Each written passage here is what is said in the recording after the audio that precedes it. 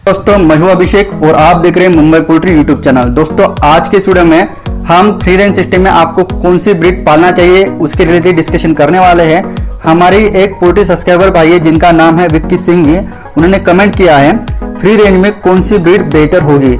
इन्होंने ये कमेंट जो हमने BB380 वर्सेस RAR की मुर्गी का जो वीडियो डाला था उसके नीचे किया है। तो इनके कहने का मतलब है RAR बेहतर होगी फ्री रेंज सिस्टम में या फिर BB380 होगी। तो आज की इस वीडियो में आपको BB380 या फिर RAR के रिलेटेड नहीं, देसी मुर्गियों में कौन सी ब्रीड आप क्यों ना पालते हो लेंग पर्पज के लिए फ्री रेंज सिस्टम में, तो वो कौन सी ब्रीड पालनी बेस्ट रहेगी, पालने के लिए आपको कौन सी चीजों का ख्याल रखना पड़ेगा। ठीक है, क्या सभी के सभी ब्रीड पाल सकते हैं फ्री रेंज सिस्टम में, किसकी ह्यूमन पावर ज्यादा है किसकी ह्यूमन पावर कम है, इनके रिलेटेड ही आज की वीडियो में फुल डिस्कशन करने वाले हैं। अगर आपको भी यही सवाल का जवाब जानना है तो वीडियो को बिना स्किप किए अंत तक जरूर देखिएगा। वीडियो के आगे ले जाने के पहले एक छोटा सा पोल्ट्री PDF ई बुक का इंट्रो हम देख लेते हैं। पोल्ट्री बिजनेस करना चाहते हो तो वीडियो में दिखाई जाने वाला पोल्ट्री PDF ई बुक और पोल्ट्री हार्ड बुक एक बार अगर आप पढ़ लेते हो तो पोल्ट्री के रिलेटेड बॉयलर पोल्ट्री फार्मिंग, देसी पोल्ट्री फार्मिंग और लेयर पोल्ट्री फार्मिंग की 90% जानकारी आपको मिल जाएगी। इस बुक में मैंने डिसीज, मेडिसिन, वैक्सीन और फीड मैनेजमेंट के अलावा चिक्स आने के पहले दिन से लेकर बड़े होने के बाद उनको बेचने तक इन सारी बातों को कवर किया है। पोल्ट्री PDF ई बुक और पोल्ट्री हार्ड बुक दोनों में भी सेम इंफॉर्मेशन दी गई है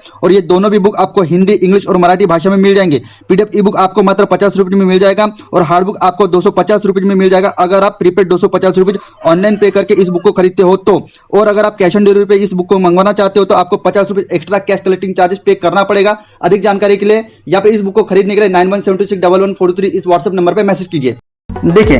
देसी मुर्गियों की जितनी भी ब्रीड्स होती है, चाहे फिर उसको आप अंडों के पर्पज के लिए फ्री रेंज सिस्टम में क्यों ना पालो, चाहे फिर वो डबल FG ही क्यों ना हो, चाहे फिर वो DP क्रॉस क्यों ना हो, चाहे फिर वो RAR क्यों ना हो, चाहे BB380 हो, चाहे फिर वो ब्लैक एस्ट्रोलॉप हो, कोई भी ब्रीड क्यों ना हो, आप सभी के सभी ब्रीड देसी कैटेगरी में जितनी भी ब्रीड आती हो सभी के सभी मुर्गियों को अंडों के पर्पज के लिए फ्री रेंज सिस्टम में पाल सकते हो। फर्क सिर्फ इतना होगा कि हर एक इसकी जो भी एनुअल कैपेसिटी अंडे प्रोड्यूस करने की होती है वो कम या ज्यादा होती है, उस हिसाब से वो अंडे कम या फिर ज्यादा देगी। लेकिन अंडों की अगर मैं बात करूं, अंडों के बिजनेस के लिए अगर मैं बात करूं, अगर फ्री रेंज सिस्टम में आपको पालना है तो देसी मुर्गियों की सभी के सभी ब्रीड्स को आप फ्री रेंज सिस्टम में पाल सकते हो। लेकिन उसके पहले आपको कुछ बातों का ध्यान रखना बहुत ज्यादा जरूरी होता है। देखिए, अगर आपकी मुर्गी ही कमजोर होगी तो फ्री रेंज सिस्टम में आपकी मुर्गी एनुअल अच्छे अंडे कैसे प्रोड्यूस करेगी। ठीक है ना, तो इसके लिए क्या करना पड़ेगा, अगर आप होममेड फीड बनाते हो या फिर रेडीमेड फीड का इस्तेमाल करते हो, कोई भी फीड आप इस्तेमाल करो लेकिन हाई लेवल कॉन्सेंट्रेशन का फीड या फिर हाई लेवल एनर्जी प्रोवाइड वाला फीड जो होता है वो स्टार्टिंग के दिनों में आपको मुर्गियों को देना होता है। मतलब मान के चले जब तक कि आपकी मुर्गी 400 से लेकर 500 ग्राम की नहीं हो जाती उस समय तक के कंपनी का रेडीमेड फीड या फिर होममेड जो भी फीड आपका होगा वो हाई लेवल कॉन्सेंट्रेट वाला या फिर हाई एनर्जी वाला जिसमें सभी प्रकार का मल्टीवर्सल फार्मूले से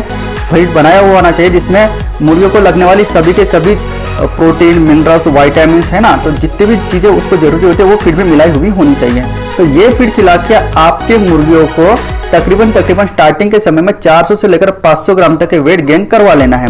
जैसे ही आपकी मुर्गी 400 से लेकर 500 ग्राम वेट गेन कर लेती है उसके बाद धीरे धीरे आगे का जो 1 महीना होता है उसमें आपको उस मुर्गी को बाहर छोड़कर धीरे धीरे उसको बाहर के इन्वायरमेंटल की आदत डलवाना है। मतलब 40 दिनों तक के आपने अगर पोल्ट्री फार्म पर बंदिस्त पद्धति से उसको पाला है तो उसके अगले दिन जैसे आप 41वें दिन उसको बाहर में छोड़ते हो तो 3-4 घंटे के लिए छोड़िए, 42वें दिन में उसको 5-6 घंटे के लिए छोड़िए और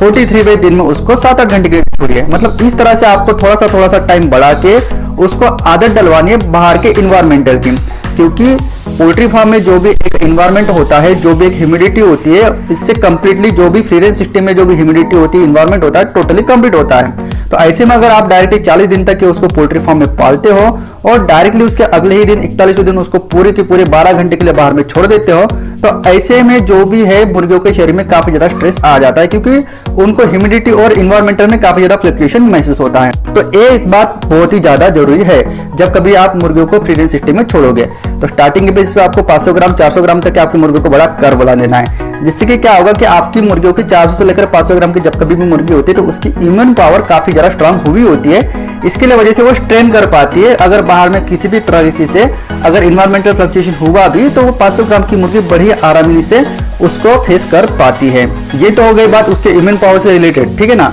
अभी अगर आपको मुर्गियों की जितनी भी एनुअल कैपेसिटी होती है, चाहे फिर RAR हो, चाहे फिर ब्लैक एस्ट्रोलॉप हो, चाहे फिर वो BB380 हो, अगर उसका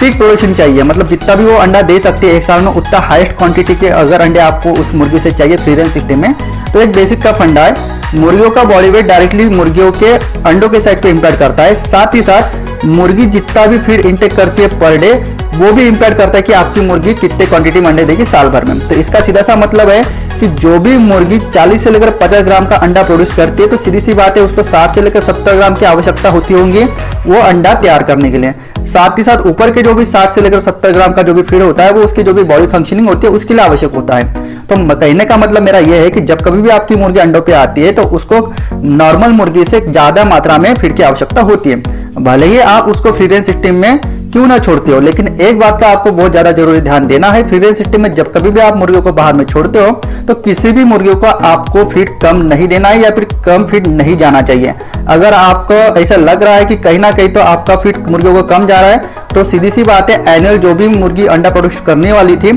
उतना आपको प्रोडक्शन नहीं मिलेगा। तो मैं कहने का मतलब एक ही, अगर आप फ्री रेंज सिस्टम में जो भी लो कॉस्ट फीड होता है, पपीता होता है, पत्ता गोभी होता है, किचन वेस्ट होता है, अगर ये आप मैनेज कर सकते हो, चाहे फिर वो BSF होता है, कोई भी क्यों ना हो, अगर आप लो कॉस्ट फीड मैनेज कर सकते हो, ऊपर से अगर आप 1000 क्वांटिटी 500 क्वांटिटी में अगर मुर्गियां पालते हो और अगर आप लो कॉस्ट फीड अगर मैनेज कर पाते होंगे तो ही फ्री रेंज सिस्टम में पोल्ट्री फार्मिंग कीजिए।